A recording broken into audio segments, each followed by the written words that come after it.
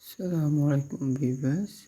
இப்போ இலங்கை, மாலைத்தீவு, இலங்கை, இந்தியா நாலுமே குமரி கண்டத்துக்கு பிரிக்கிறேன் என்று சொல்லப்படுகிறது. அப்படி குமரி கண்டம் இருந்தால் அது எந்த உருவத்திலிருந்தையும் இலங்கையும் இந்தியாவும் எங்கே போகிறதாலும் சேர்ந்து போகுது.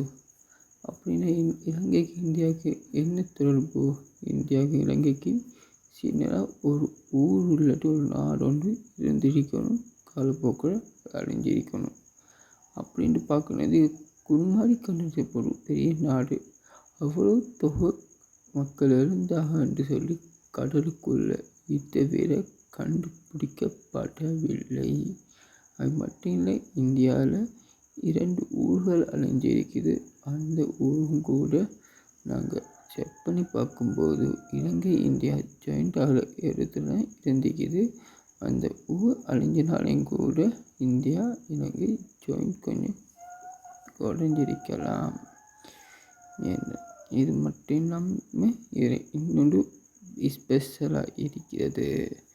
அந்த ஸ்பெஷல் என்னென்றால், ஒரு நாடோண்டோ இல்லை 2 ஊர்களும் இலங்கையும் இந்தியா ஜாயிண்ட் ஆகிற மாதிரியும் அங்கே அமைஞ்சிருக்கணும்.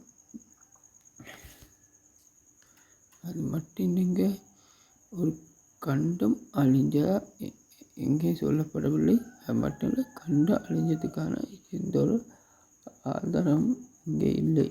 ஏன் என்று சொல்லணும்னு கேளுங்க. ஏன்னா ஒரு கண்டம் அழிஞ்சிருந்தால் தொகைக்கணக்கான மக்கள் எங்கே யாரும் குமிஞ்சி இருக்கணும்.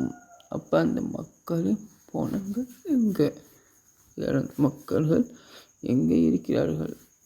அப்போ குமரி கண்டத்தில் வாழ்ந்தவங்க எங்கே, சரித்திரம் எங்கே?